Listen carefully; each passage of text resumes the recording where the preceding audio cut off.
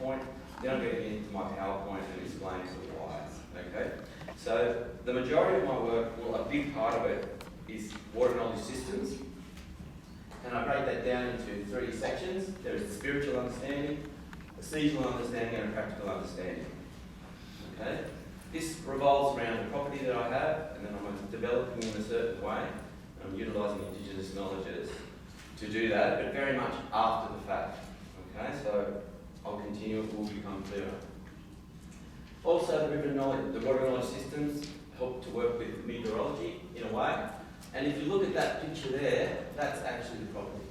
Okay, it's called an environmental facility because the council can't see it in any other way, and so you've got to sort of fit in to their framework. Also, perspective is a big thing in this. A lot of the time you'll see some of my imagery tilted 90 degrees. These are not like things split in Photoshop or anything like that. I just do it like that because generally when I'm connecting with the river, I'm lying down. And sort of the things then that I see, it's really, you've got to flip it to get that perspective. If I had it the right way, it'll have to be like that. So that's something to notice. And there's some examples of sometimes how the river responds. And I'm just going to flick through these. There's my mother over there. Where is she? Mum, put your head up. None of this would have happened without her. And there's another thing too, when you're out there, I mean, it's funny that the time alone spent, this concept of, the word Aborigine being like an offensive word because it's like you're part of the fauna and whatnot. But in a funny way, that's what actually happens. There's like the distance between you and the space just blends, okay? And so animals, bird life and whatnot, they're more curious than scared. There's Mum, bless her. Okay, so there's some buildings that have been done there, and so we've used fallen trees and milled wood from the property, okay? And the actual enrolment that I'm going through at the moment is at UTS, and it's in the built environment, and they're very interested in the way that I constructed the place. So there's a building that was put there, no walls. It's sort of resembling of, the basic foundation of the lean-to or gunyah. I call it the Birindani gunyah. There's some little pictures, there's one again. And that's how it sits. It sits you in country, right? It sits you in it. There, that's what it looks like, and in the landscape. This is for something else, but I thought I'd just show you. Okay, so the creative process was, and all of these photos are from the place. And so when I give those metaphors, it really was that. It was just a circular process. There was no linear, this is what we're going to do, this is what we're going to do, this is what we're going to do. It just went around in circles, and what do we do here? Can't think about it. What should I do there? Don't know. And it just came, and that's how it evolved. Okay, all the different ochres, they're actually from the property as well. And I just use those as some nice metaphors because it's just utilising the colours or the things of the place in a sort of spiral way, and then that's how it's come to be. It's all about the process. Mangia totemic symbolism is a very big part of this. Don't worry, it's not dead. It's actually alive. I found it. There's another story about that, but I can tell more. I mean, I'm not going to get it all out in this presentation. So I'm sure during the conference, people can come and ask more questions. Like I said, it's trying to raise questions for you to ask me. I find things too on the side of the river and whatnot that have meaning to me. And this is just me walking up and down the river. There's no specific spots. It's just places that I go, and then things happen. I mean, that's the thing. I don't really know why or how they just happen. It's just lucky that I take photos, because otherwise I'd be just talking about stuff. What do you mean you see things on rocks and da da da? So I take photos. The property when we first got it was overgrown for 17 years. It was carbon and privet and everything. And so the advice was, chemicals is the only way you're going to do it, but we decided to do it mechanically. And so we got a machine and away we went. And we only removed the noxious weeds and whatnot. And yeah, it was about 10 acres and 17 years of unmanaged noxious weeds mechanically removed in 3 days. So ripped all up and burnt, and then we just allow whatever to come through again. Rip it out again and just allow. So there's no tree planting, there's no human, other than removal, just everything else came back itself. Fire played a big part. The 2025, I don't know if you know about that, but I actually stayed and defended. And you can see there's a little bit of green behind me, whereas you go anywhere else to the national parks, that's all there is. So there's something about, I mean, how do you say that to someone? If you say it's beneficial, and then beyond the fire, everything really changed with the connections in the country, but how do you say that to someone? Really, like, things sort of happen when you put yourself in these situations where I guess if there is anything in the country being sent into a conscious, it understands. Okay, so things change a lot after that. There's some fire. Once again, the perspective changed because the landscape was wiped clean and then came back in a new fashion from where it was before. I believe that I've had a spiritual witness out there in a few places, a few times. Once again, I mean, you can't really see it here, but don't worry, I've got some examples later.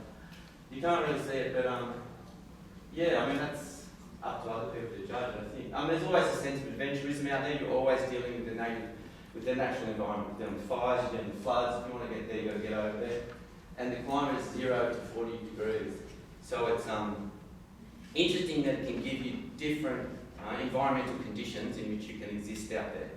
Okay, in the one place. Not many places get 0 to 40 with riparian rainforest and rainforest. All this is, once again, it's on the property. It provides food, it also provides medicine. There's lots of wildlife out there. I just chose reptiles and whatnot. But bird life is the main thing. There's no sort of large, because it's valley living. There's like wallabies and whatnot, no kangaroos. Koalas. And there's something, there's mum again. There's a real theme of strong women and strong feminine energy behind all this, despite me being a man. Okay. Right here. So, are we going somewhere? Take a while. Okay, so coming into the start of this PhD, if I get in, I'm in the process of enrolment. I think really my understanding of being Indigenous in this day and age, it's a line in the sand. And it's a line in the sand because to tiptoe between old ways and new ways. You know, like I don't think anybody is living old ways, and no one here is completely going to try and be new ways, otherwise you wouldn't be here. So we're tiptoeing between the two. Okay, so for example, maybe I want to make a yarn yarn, right? So that would be a new way thing, and I'm trying to get things from the old ways to bring into it. If I was going to have maybe a business and I was dead set, we're not doing anything unless we're in a circle, we're not doing nothing unless it's all like this. I don't know how much we get done, but you're saying old ways is predominantly the thing, and if the business fails or whatever, that's just the new ways, has to bend to the old ways. Okay, so they're just decisions I think that everyone has to make. I'm aware of them, and I know you guys know this, but I'm just going to tell you because it's important that you know that I know. Okay, so significant threads of my story. The difference between country sentience and country consciousness within the context of co-creation. The Wonkamara albino boy story, I'll throw to you, Tyson, at some point if you want to quiz me on that. I've only heard you talk about it, but I believe it's very much my journey, in a way. It is a story of contemporary walkabout. I'll explain a little bit more of that later. And something called what I call country-led determination versus white-footed governance systems of determination with Aboriginality. And I can talk about that later. And fundamentally, it's about this nexus, having predispositions towards being both insider and outsider. And so I'm both of those, and I'm offering a case study, which is my practice, which you've seen pictures of before, for other people to determine where I sit. Okay, and it's essentially about ecology, ideation, and artifacts. I've got some here that I'll show you. Co-created built environments, art, and place-specific curricula of cultural preservation and adaptation. So that's what I'll be presenting if I get to do the PhD. I'll be presenting some art, the built environment, as something that's called an in-between space. I'll explain that later. And I'm going to design a curriculum, place-based, to teach people what I think I learned. Significant citations, so this is the big one, so it's from the New South Wales Government Architects, and that's in between spaces. Do you want to read them, or do you want me to read it? I'll read it. In between spaces are an important aspect of Aboriginal culture and spirituality, holding significant meaning and symbolism. In Aboriginal culture, in between spaces are often seen as places of transformation, where individuals can connect and communicate with others or with the spiritual realm, undergo personal growth and development, or conduct ceremonies and rituals in between spaces and strengthen understanding of self, community and place, as well as convey the purpose of space. I've gone through that, and I believe that's what the case is. I won't know until I start getting other people through. It might just be all in my imagination. The other one is I'm focusing on local ecological knowledge, which is a subset of TEK and IEK, which is traditional ecological knowledge and indigenous ecological knowledge. Okay, because so much of my journey is unculturated. Okay, so I didn't really come into this through the ranks of learning how to be indigenous or learning Aboriginality. It's just happening. I'm proposing that I learn from the country directly. Okay, and I can't work off traditional ecological knowledge because I don't know it. I've only got my local ecological knowledge. Okay, and so whether that fits into it later on, yet again, that'll be for other people to decide. These are big calls, I know. Someone's pronouncing that they're making indigenous spaces and talking to trees and stuff. But so context and legitimacy are obviously required, right? So I'm going to get into that now. Because it seems that people are more focused with your legitimacy and your context than what you're actually doing. But I'm going to go, this is just my story. Okay, I'm offering my story, my truth. My story is black and white, you can determine the grey. My story is essentially a story of walkabout, contemporary walkabout, initiated and guided by the spoken words of Uncle Chicka Dixon, of all people, initiated and guided by the unspoken words of Gumbaynggirr country, ancestrally guided by my great-grandmother. I haven't really done anything particularly special other than what I'm supposed to do. And anyone can really do this, you've just got to want to do it. Okay, and it's more about dedication to country than this idea of caring for country. You really have to be all in if you're going to get that reaction. Okay, these are my ancestral connections to saltwater and freshwater peoples and country. You doing through that? So all along the way. This is my great grandmother. Obviously, I didn't know, but this was an interesting story. In 1915, a long time ago, they bundled her kids and the Aboriginal kids out of school because they were obnoxious or whatnot, or the white parents didn't agree with it. So she went down to Sydney with my grandfather, went to the Department of Education and said, "Hey, why is my son going to fight for your country if you're not going to allow his brothers and sisters into school?" Now, it's an interesting one because it's like, I think of in terms of, like, I've been listening to a little bit of Tyson speak, in terms of, right story, wrong story. Overall, that's a right, I guess that's a good story, a right story. But I've been thinking about the context of that, of things like that. And so the interesting thing is that she went on her own, of her own accord. So there's independent action there. Unless, I don't know, but I assume she didn't go and meet with everyone and there was a big consultation. And everyone decided, oh yeah, you go. But it's just interesting. So I go off that individual action, right? As that you can do things on your own. I know that can get skewed and go wrong, but that's just all I've really had access to go what my dream was. Okay, so brief history of my track. I discovered my indigeneity at the age of 27. I was at university, did an Indigenous and Aboriginal Studies, General Studies course, came home and said, "Mum, how interesting is that?" And then she goes, "Oh, you're Aboriginal." So what? No. So I haven't just seen the fathers and grandfather, and like they're black and white, you can't really tell. So anyway, it was like, well, what do you do now? Track down the I tracked down the family, they were at Lapa. And then it was sort of, it's a bit weird, you know, it's like I guess if you're an adopted child meeting your biological parents, it's you're meeting people at 27. Anyway, I made contact. I was at a party one time, a little bit later, and then it's like, because you know you're Aboriginal, and so, or you have Aboriginal ancestry. And I met a guy called Tim Bishop at a party, and my friend, he's like, oh, my friend's Aboriginal, and you're Aboriginal, and we just chatting.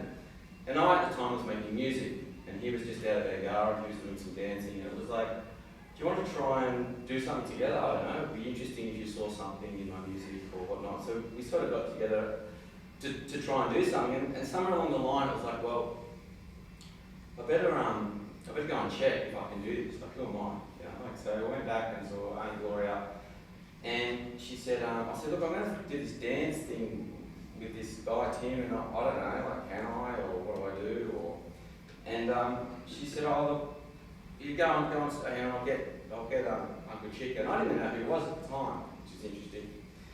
And you know, she yells out, Uncle Chico, great Uncle Billy's grandson's here, he wants to ask us something. So I go in, and it's just like, there's nothing in the room, just two chairs, he sits down, I sit down, he's sort of like, he said, yeah, what do you want to say? And like, he didn't sort of look at me, and I said, look, I'm just going to do this thing, this dance thing, I don't know, can I do it, or, you know? And he just paused for a second, and he looked at me, he said, are you sure you want to do this? I'm like, well, yeah. I said, you know, it will help or something, and he goes, look, it's such a mess. Our people have been so traumatised, like there's words to this effect. And he goes, you know, you're going to find all sorts of stuff, and people are going to say this. He goes, just follow your heart, follow your dream, and if you can help. Do you know what I mean? And so that has just stuck with me. That thing, like, whoa, just do it, you know? Like, you've got to do it. So after that, we didn't get the grant or whatnot, and sort of like, and then you're trying to find your place, you know, in this world of Aboriginality or indigeneity. And so I just wander off into the world going, well, where's my thing? You know, what's my thing? What am I going to do? How do I do this? I ended up back on the Bangia country, all by accident. I learned enough to get me here, and now I'm returning back to Gadigal country where I was born, because that's the uni, UTS. So it's a big round trip. Okay?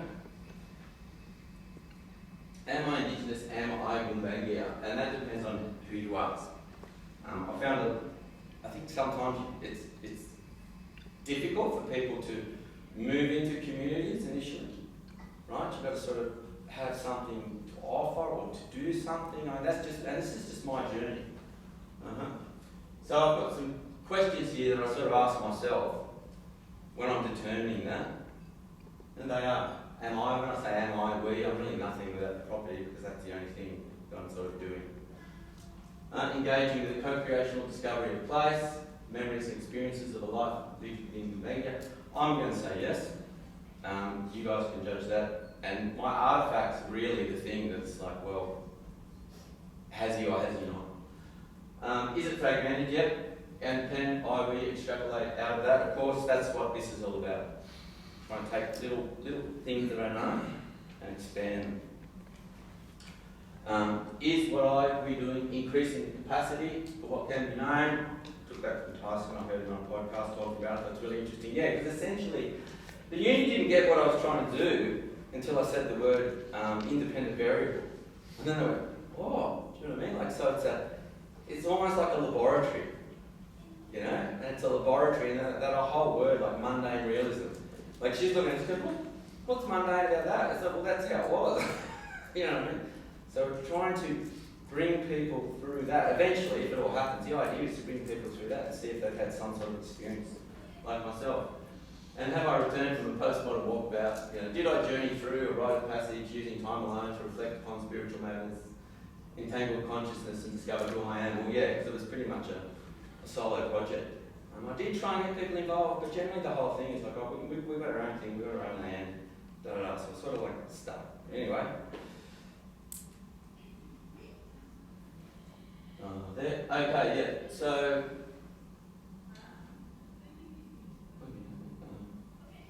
Oh yeah, sorry, I missed this one. Is my understanding and experience of Indigenous knowledge is drawn from country? Yes, directly from country. Is my understanding of being Dunleavy drawn from community and human to human enculturation processes? No. If indeed I am. Do I speak traditional Dunleavy language? No, I don't. Does country speak to me? That'll be up to you guys to decide, or other people. And am I caring? How much do I care? Well, that much. So I stayed during the fires. Right? And so the results are the property stayed, and, you know, I couldn't work out why I stayed because I had insurance from my building, you know. And you're sitting there, and like, what happens is the fireys come, they go, oh, come on, it's getting close. And then and then they come, like, then you know it's coming. Right? And then they come flying up, and they go, mate, it's now or never, what are you going to do? And I just stayed. The reason I stayed I only found that out later, because what happened was, if you go out there, you'll see for the whole, pretty much all of, like, I don't know, 50 kilometres of riparian rainforest just got singed, gone. Okay, so it's no longer there. But my little section is, because I was there, because it's like, you know, you put one spark under that, and we all walk out and come back next week, this whole place is burnt down. But if you're there, you can just go. That's what I found, okay? And plus I got to see it go from nothing to back to what it was as well, so that's interesting. Therefore, as place and my relationship becomes, so does my understanding of the processes of change and information exchange, always in that symbiotic order. So what would happen is there'd be change, and then I would understand the information. That's how it would learn. You would always lead, okay? Because I didn't know anything anyway, so it just happened. Oh, interesting, okay? And so there's a symbiosis of that. I reckon went off in my learning from country.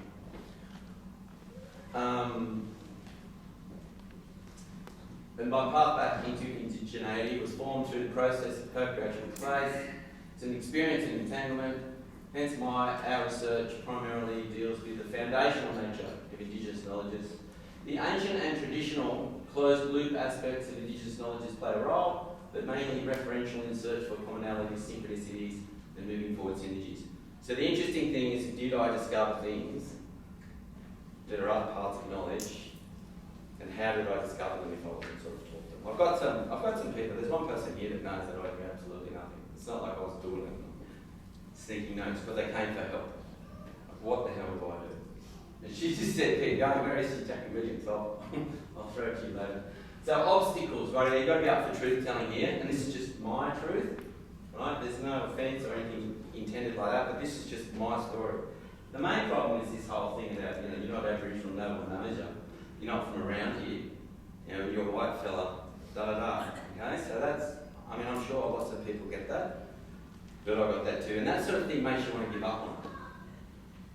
So, yeah, and also the other problems that I have, and I can talk about this specifically, like these are big claims, but I'm not going to sit here and say stuff and had stuff to back it up, and you can talk to me later about things like that. But yeah, I found problematic things with land councils, especially on the Shire Council, oh my God. Crown Lands, Aboriginal Land Strategy, Department of Education, and Take New South Wales, okay? So I can talk to you about them later, or you can ask me about those questions if you want. However, here's an interesting thing. I did have some success with some white fella government success stories, and that was National Parks, Wild Service, and Rural Fire Service. Now, it's funny, it's funny how like Rural Fire Service in the beginning went, no way, mate, no, nothing's going on out there, you can't do anything out there. I'm trying to get a development application, I'm trying to get permission to do things out there. And they said no, and so National Parks don't want anything within their, as an in-holding, they go, no. But the one thing, the difference between those guys and these guys is they came on country. And I saw their opinions change. I took them to a spot and I saw them go, you know, from like, nah, to like, wow, I can see what you're doing here. So we're going to try, you know, and they're the hardest ones to get through. The other ones should have been easier. Okay, so my artifact and connection with water knowledge systems. And that's connection beyond sense into consciousness, I reckon. And so, I don't always, like, I don't go down to my places and spaces and say, oh, what am I going to have for lunch, or, you know, what am I going to do about this? So they're really big questions. And they come not when I'm expecting them, they come when I'm just, like, they're questions that are floating, but you're usually just sitting there lying by the river or something, and then it comes to you. And then, like I said, because I have a camera, I was just sitting there and go, what the? And I just go click. And I go later on and I look at them. So, you know, I'll give you an example. The first one was when you're down there, it's like, well, am I Aboriginal? Should I be here? You know, like, and the response that you get, that I got, you can come and look at this later. But I can point out the totemic significance. They're general in there. And then the next one, the more interesting one, was like, you know, am I Gumbaynggirr? Should I ever be doing it? Should I be trying for this? What's my right of doing this? And we got this one, country answered this one. Get ready for this. Now, anyone that knows anything about Gumbaynggirr totemic symbolism might see something there. They're not photoshopped, they're nothing. They're just times. And you can see, because when you look at one side, get close, the water's always moving. Okay, so my perception is the sharp side, and the slightly blurred is the other side. Okay, so what that looks like, like that's just me looking at the river. But when I'm sideways, it's that. So when I'm talking about all these things, like I have evidence, you know. So, and that might be just fictional in my own mind. You're sitting there watching it too, so, you know, and then it just goes on, like it's on. I mean, the resolution here isn't that good, unfortunately, but you can see that there are things that relate to me. It's a shame you can't. It's a shame, I don't know, does that look alright up the back? Can you sort of see things in it? And I've also bought, images if anyone wants to have a look at them. These are just moments.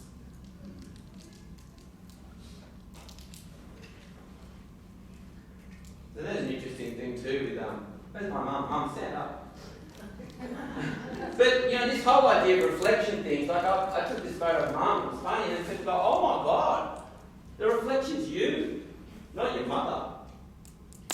I know you don't probably know me that well, but you've got to see Mum. So there's something going on, or a whole bunch of coincidences. You know? So finally, we are going to get to my research. How are we going, Professor Gray? Morning. It was a good time. Yeah, about 6 minutes. Yeah, and 2 questions? Or in total? In total. You can ask me questions afterwards. So my research revolves around very personal, contemporary expression of Aboriginal self-determination, based specifically on Gumbaynggirr knowledge systems embedded in country.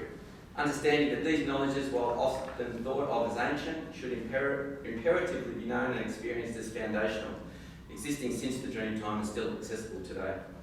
In addition to this, I also carry forth the tradition of being relocated from elsewhere, from other systems of learning and knowledge. We've talked about that, other water knowledge places. Having to bring as well as uncover traditional beliefs and practices and adapt them to the new place and environment. Jackie Williams. Stand up, Jackie. You can put your hand up. She's been a guiding light with this. I would have never thought that I could have done it. And, you know, her principal advice was just keep going. Keep going. Just keep going. Didn't tell me what I should be thinking about or anything like that. She just said keep thinking about your thinking. Keep thinking about what you're doing. Okay, so furthermore, I'll be investigating how these knowledge systems continue to develop through continued and or reclaimed practices, experiences, interactions with different knowledge systems and changed contexts. Okay. I make no claim to speak for others. I speak for no nation, no mob or clan. I offer my unacculturated experience, practice and unearthed knowledge of Indigenous learning systems gained through working isolated on Gumbaynggirr country. My enculturation into being Gumbaynggirr has come from my relationship with place within country, to remembering what was, what is, as part of recreating, rebinding, remaking, reimagining protocols, honouring elders and custodians, humans and non-human. This is the work of intrapersonal, intercultural, human and non-human collaboration for the betterment and understanding more deeply of Indigenous knowledge learning systems. And this is another one, yet also an important one, yet also understanding that within many Indigenous communities there's a deep conservatism and unwillingness to upset the status quo. And in these environments, any agents of change, whether educators, researchers or activists, are regarded as suspect. While I believe that my research objectives will be overwhelmingly positive, I will be vigilant and sensitive to the challenges of intertwining Indigenous knowledges and the academic process, including issues such as perceived values of Indigenous knowledges, knowledge protocols, cultural constraints, access to Indigenous knowledges, and the misrepresentation of Indigenous knowledges. Oof. Research questions. Can Indigenous knowledges be transferred directly from country to people of Indigenous ancestry who have not been enculturated into what it means to be Indigenous? Is that possible? When, why and how does someone become Gumbaynggirr? How do such defining and specific knowledges differ from other knowledge systems on different countries? Through which ways, forms and processes does the connecting with country aspect of the research-built environment case study, which is what I call it, we can have a chat to someone that's a Gumbaynggirr language expert about that, relate and align to the connecting with country issue number 3. So the government architects of New South Wales put out this thin memo paper on if you're building from now on, you need to be incorporating some sort of, Indigenous symbolism or Indigenous knowledge into the building, right? And so when I first went to UTS, I sort of said, they said, what do you want to do? I said, look, I've got this place, and I sort of thought it would be an interesting school or something, and I want to sort of research that. And Alan Teal, my Indigenous supervisor, actually said, okay, let's have a look at that, see what it links to that. And I just went through and it was like, critique, and I'm finding out, going, wow, I didn't even know that, but I can relate that back. Okay, so that's sort of my yardstick, my empirical yardstick for, am I on the right track or not? How do specific places within the country communicate through foundational Indigenous knowledge systems? How can Indigenous learning systems be created from and adapted to this? Okay, so I'm going to try and make a curriculum out there, amongst other things. In what ways and means can the spiritual nature, whatever that thing is, that thing, the spiritual nature, or the consciousness between objects, or the informatics, there's places out there, and I've seen but you walk in and it's just different. It doesn't feel like this. Okay, and so how, is there a way that can communicate that or lead to that other than experientially? Because not everyone's always going to be able to hike way out to old country to experience it. So sometimes I'm going to make a digital film piece as well to try and halfway, like bait, like try and hook people, say, oh wow, okay, because you're never going to get it unless you're experiencing it. Now, the significant citations, we talked about that before, that was one about local ecological knowledge in New South Wales government architects. Do you want to finish on a funny thing? I'm making up, does anyone, so it wouldn't be a seminar unless you're relating quantum physics to Aboriginality. Does anyone know the Schrödinger's cat thought experiment? You know. Well, I can explain it later, right? So anyway, I've got my one. It's like Uncle Schrödinger's white Aborigine. So Uncle Schrödinger got this idea. He found someone that was had Indigenous past. There was totally a white boy, And he thought, there's probably a 50% chance that if you chuck this person out there, he's either going to die or lose it, or he's going to find something and become Aboriginal or Indigenous, and he's going to make it.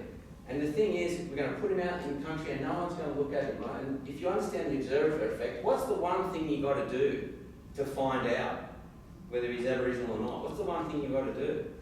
You've got to look, okay? You've actually got to look, you've got to go there, right? And so that, I found that as a big problem with my course, was no one really wanted to see what I was doing or listening to what I was doing so much, as in this preconceived idea of who you are or you're not, And so I thought that would have been funny. The other one is the Great Pyramids of Aboriginal Australia. You know how they had those, in each nation, they had those big pyramids of knowledge. And the pyramids of knowledge, and right up the top was the sacred stuff. and then you would have the restricted stuff, and then you have the other stuff, and then there was stuff all along. Now the thing is, what happens if somehow, and is it possible that I may have learned things within that pyramid that technically I shouldn't know by being an uninitiated person or whatnot? So there's another interesting thing as well, and that's not up to me to decide, because like I said, I don't really know much. I've just had one teacher, and that's country. Questions? I'm sure you've got heaps. Go for it. Come on. Does that mean I did a good job?